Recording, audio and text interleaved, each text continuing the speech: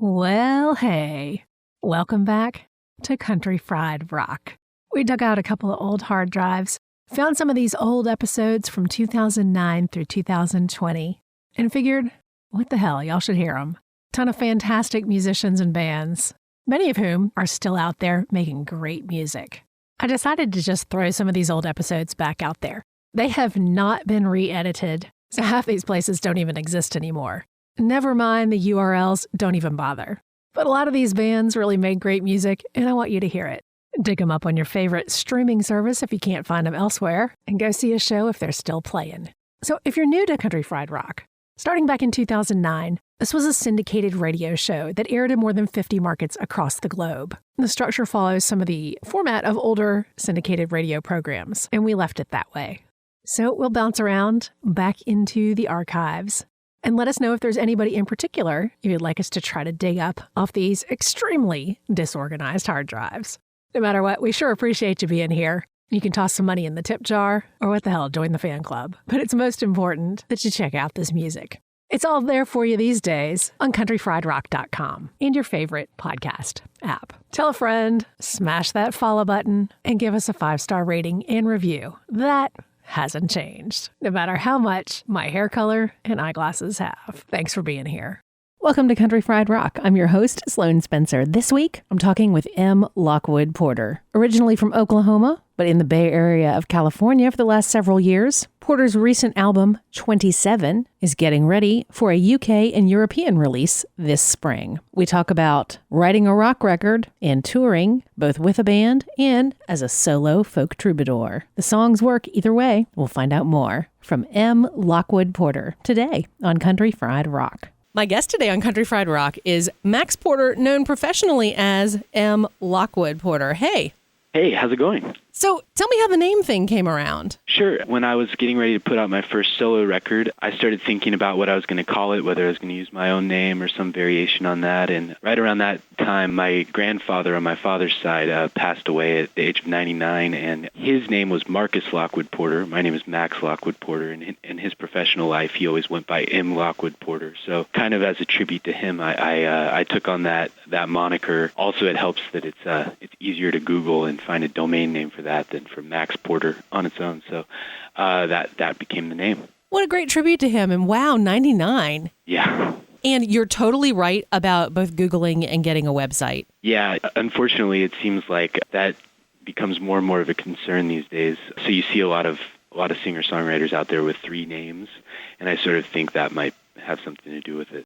That confuses some people sometimes. I think, Max is my name, and that's how I like people to refer to me. Pretty casual. It's sort of like Lockwood Porter is the name of my band. My name is Max. Where are you from originally then? Yeah, I grew up in a small town near Tulsa, Oklahoma, and I lived there till I was 17, and once I graduated from high school, I moved away, and now I live in Berkeley, California, in the San Francisco area. I've been here for about 6 years. It's pretty cool. Like, growing up, I always kind of idealized California. I'd never really been out here most of my childhood, but I always kind of had this childhood dream of living out in California, and now I'm out here, and it's great. The world seems so small when you're talking about music because everyone's on tour and everyone's playing at the same venues. You end up sharing a bill with one person and they know someone else, and it's just kind of this whole pretty small world where everyone knows each other. You've been in California now for a while, so that's kind of your home base. What developed for you musically in California? Well, I've been playing music since I was really young, like 12 or 13, and I actually kind of came up playing in like punk and hardcore bands in the Tulsa area. And that's actually how I first met John Moreland, who's also been on Country Fried Rock. I met him when I was like 13 or 14 years old, and we've stayed in touch since then. So that's really where I first started playing music. And then as I moved around, like in my late teens and 20s, I kept playing music. After I graduated from college, I moved out here and was just playing music like I always have. But I started taking my own solo project more seriously in the last 3 years or so. And it's just been, I started out playing my first solo gigs out here, met people in the scene out here, but then also because, I knew people from Oklahoma when I was growing up. They were kind of following my stuff as well. So it's almost like I have kind of 2 home bases, one out here in California and the other one back in Oklahoma, just because I have so many music contacts from when I was, a teenager playing in bands out there.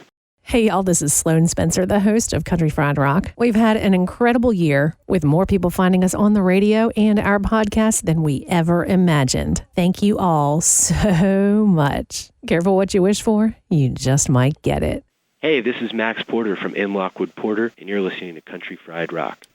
I was just on tour with a friend of mine, John Calvin Abney. He and I played some shows in Oklahoma, and I have just as many fans out there as I do here in California. So it's pretty nice to be able to feel like you can be on tour but still have a, quote, hometown show, unquote, where else. Well, so you said that you've been kind of focused on your solo thing for about 3 years.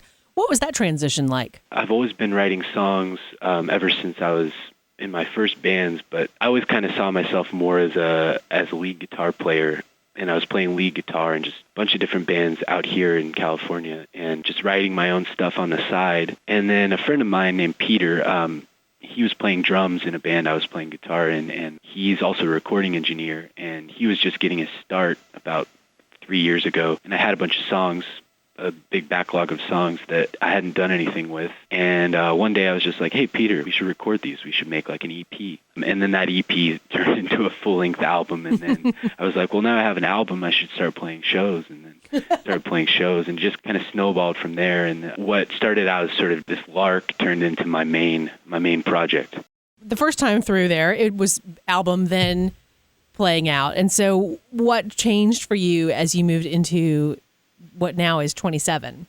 That first album, first of all, some of the songs were like 5 years old at the time that we were recording that album, and some were brand new. It kind of spanned this big period of my life where I was coming from, and it was almost kind of like a studio creation. It was mainly me and my friend Peter recording all the parts, and we'd have some friends come in and do some parts here and there, but it was mainly just the two of us kind of going crazy in the studio and just figuring out what we could do just on our own. And then I started playing gigs, and I put a band together out here, and I started writing new material almost as soon as that first record, Judah's Gone, came out. And then I just got excited about the new group of songs, and I got excited about the band I was playing with, and just started thinking, like, I really want people to hear this version of my sound. And so I turned around and pretty quickly put out a second record. I mean, I put out Judah's Gone in summer of 2013, and then 27 came out in October 2014. So it happened pretty fast. It was mainly just I was so excited about the way that this band was sounding and the new songs were sounding.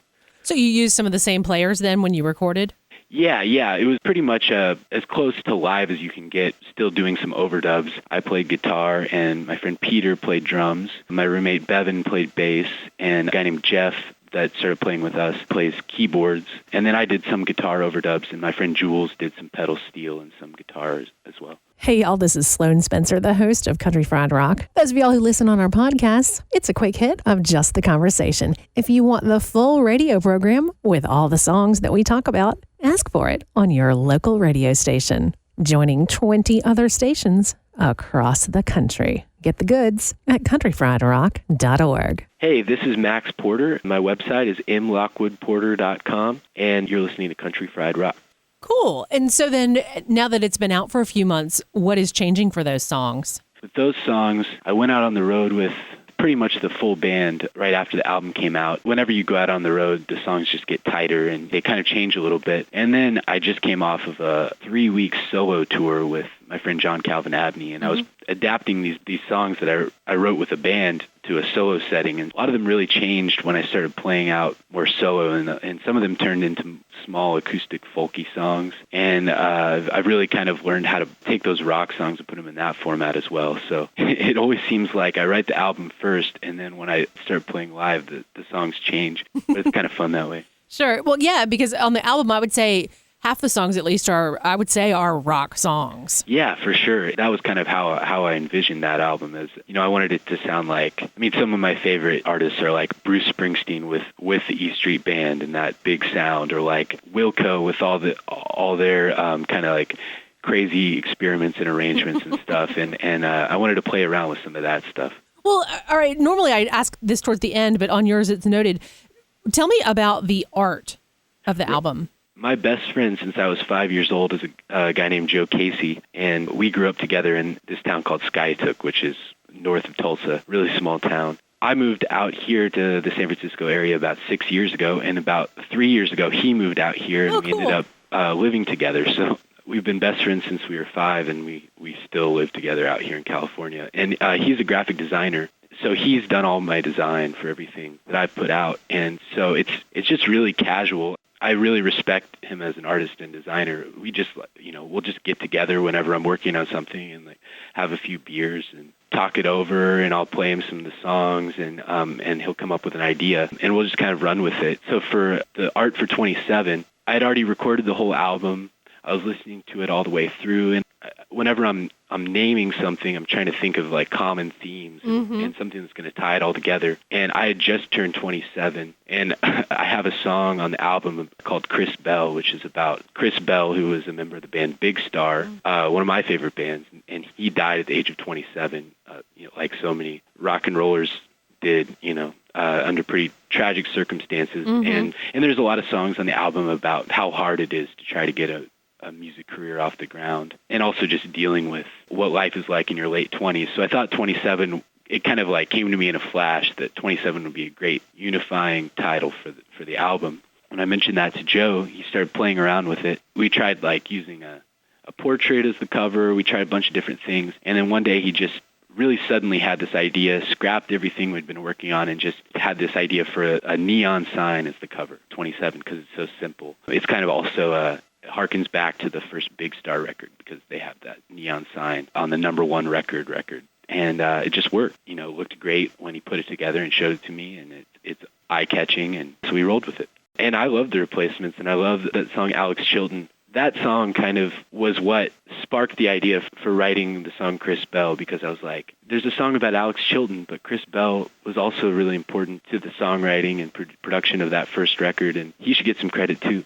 A part of it was that documentary came out. When I saw that, I was just so moved by seeing all the footage of his siblings talking about him, and just the way that everyone talked about him. It both was inspiring and kind of broke my heart. I mean, those songs that he sings on are so incredible, and they touched me so much when I first got into Big Star. But honestly, to tell you the truth, I didn't realize those were Chris Bell songs and not Alex Chilton songs until much, much later. That was kind of what got me thinking that, really, someone should do something to make sure people know that he had a lot to do with Big Star too. When that first Big Star record came out, all the reviews, all the press talked about Alex Chilton as being the main genius behind the band. And I think that's part of what drove Chris Bell into the sort of depression and funk that he went into after that. Longtime listeners know that we have a ongoing commitment to a musician's mental health center and suicide prevention program called New Cheese Space in Athens, Georgia. I'm your host, Sloane Spencer. You can keep in touch with us on Facebook, but I really like Twitter, where we are at Country Fried Rock, ending with ROK. And if you want to see pictures of my shoes, my dog, and my lunch, stop by Instagram. But whatever way you like to hang out, stop by and say hey. This is Lockwood Porter. My new record is called 27, and you can get a copy at blackmesarecords.com. In the recording, what led to the studio, and how did those kind of decisions develop for 27? The band I put together, we started playing out more, and we were playing around San Francisco, and we did a few short runs up and down the West Coast. And it was just gelling really well, and I was writing a bunch of new songs. And we just, we had enough songs to start thinking about making a new album. My drummer, Peter, is also a recording engineer, and he was working at a few studios in San Francisco. And one of the studios he was working at was a place called Hyde Street. It used to be called Wally Hyder's Studios. Yeah. And that's actually where Crosby, Stills, Nash & Young did a lot of stuff on Deja Vu. Ooh. And Creedence did a bunch of stuff there. The Grateful Dead did American Beauty there. I mean, it's just a really awesome place. And I'd been in there before with Peter when he was working on other stuff. And it's just like a tiny little studio. It's not anything really fancy or expensive or anything. It's just like a really cool little studio with a great sound, and he was already working there, and so we decided to track it there. Just everything we played in that room just ended up sounding classic. As soon as we listened to the rough mixes, it just came together really easily and really fast. Compared to other recording projects I've done, it was very low-key, very casual, and came out sounding great, I think. Cool. Okay, so it's the same Peter that you worked with before. Yeah. His name's Peter Laberton, and he's one of my best friends. He's one of the best drummers I've ever played with, and he's a great engineer, and he's my roommate too. So cool. It's pretty handy for me. I can just write a song, and then we'll go down in our basement where we have our practice space, play for a little bit and figure it out and then be like, okay, let's record something. Nice to have that available to you. Yeah, I recommend it to any burgeoning singer-songwriters out there. Just get a friend that can do everything you can't do. And make sure one of the guys in the band is also a mechanic, and then you're set. Yeah, definitely. Maybe if you had someone who also was like a tax attorney. So the new supergroup for independent musicians. Right, yeah. So you all are still working in your own roles as producers. Yeah, it was pretty collaborative, especially between me and Peter. And then the other guys in the band were there the whole time and were suggesting arrangement ideas and production ideas. So it was pretty collaborative. I mean, it is, my name on the project, so ultimately I have the final say, but it was just a bunch of friends getting together and playing some songs. Where did you mix it? We actually mixed it at our house. At the house I live in Berkeley. We have a rehearsal space set up in our basement, and then there's a little side room where Peter has his computer and does all the mixing. It was kind of a mix of hi-fi production at this legendary studio mixed with some home recording and home mixing. You did the big tour with the band, then you did a run by yourself, but you've got other stuff coming up too. Yeah, well, I'm taking a little bit of a break. I'm actually writing a bunch of new material. I don't have a plan for how I'm going to release it, but after that tour I did with John Calvin Abney solo, I wrote some stuff on the road, and then I got a bunch of ideas, so I'm kind of holding up to work on new material right now, but I have some West Coast dates coming up with the band. I'm roughly planning on doing some touring in the summer and the fall, but I am just starting to book that stuff. So, and also a label based out of the UK called Hidden Trail Records is re-releasing 27 in the UK and in Europe on April 24th, I believe. So that's another thing that I'm pretty pumped about because I've never had anything released over there before. We have fantastic audiences in the UK and the rest of Europe for this show. So yay, glad to hear that. Yeah. I'm really looking forward to it. So how did that relationship come about?